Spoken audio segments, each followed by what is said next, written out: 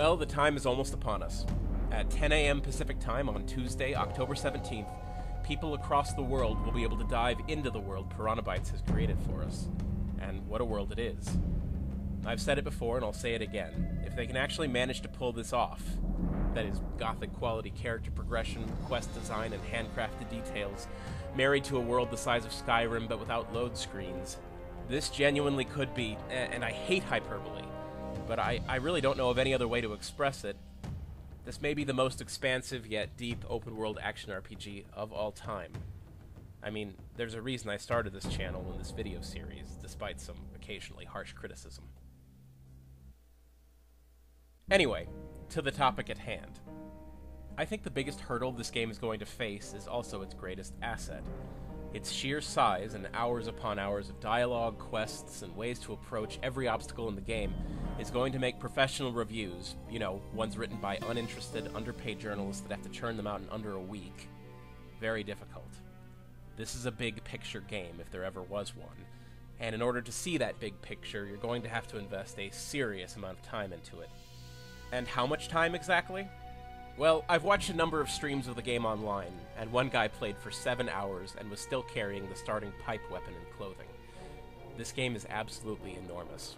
PB have said it'll take 70 to 80 hours to do most things in the game, but I think that's really lowballing it, and the sheer variety of the way in which you can play the game, the factions you can join, the different weapon styles and gear you can use, the countless different ways you can solve quests based on your build and moral alignment and companions, I'm just going to go out and say right now that you really won't be able to see what this game has to offer without putting in at least 100 hours.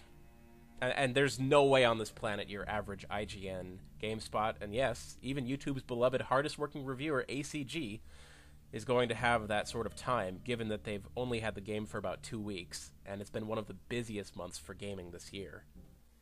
I guess what I'm trying to say here is that first impressions are not going to be great for this game.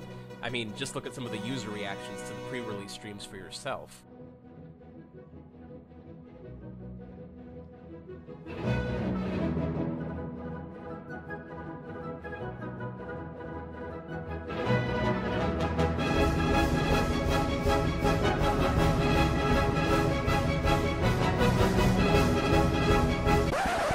And those first impressions are going to be pressed into the majority of professional reviews for the game, because that's simply the only interaction these reviewers have had with it. There just isn't enough buzz and marketing hype surrounding this to give it the time it really deserves. And given the generally poor reaction from critics to PB's last few games, I doubt anyone is going to want to commit to the 100 hours with the game that you really will need to fully understand it. I wasn't able to get a hold of a press copy, which is why I have to make do with the excellent footage provided here by Maltzite. By the way, you should go check him out. He's one of the few streamers in English who actually understands the game. So I'll be playing the game on Tuesday with everyone else. As I'm sure you've guessed, I'm not going to even attempt to make a full review until I've spent considerable time with the game, but I will be releasing a lot of videos, including combat tutorials that you can send to Angry Joe if he's having trouble, recommendations on how to approach the game, as well as minute details reviewers probably glossed over. Basically, I'm emphasizing things that ELEX does that you simply do not see in any other game for the past 5 years. I'll also be covering mainstream reviews about the game and the points they've made that I either agree or disagree with.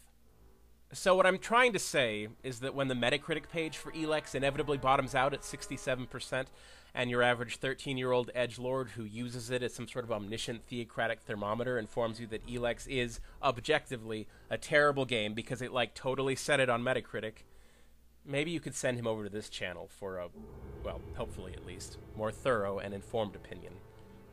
I know it sounds like I'm tooting my own horn here, and I definitely am, but this critical apathy towards more niche and involved games is a rodeo I've attended far too many times while trapped in the seats. And frankly, I want to do something about it. And for how long will I be covering this one game? Well, seeing as there are literally hundreds upon hundreds of hours of content here, it'll probably be a good long while. Settle in and make yourself a cup of hot chocolate. See you in Magalan. Oh, and by the way, if you subscribe to this channel, I'll love you forever. But if you don't subscribe to this channel, I'll love you just as much. Yeah, I'm not a particularly good salesman.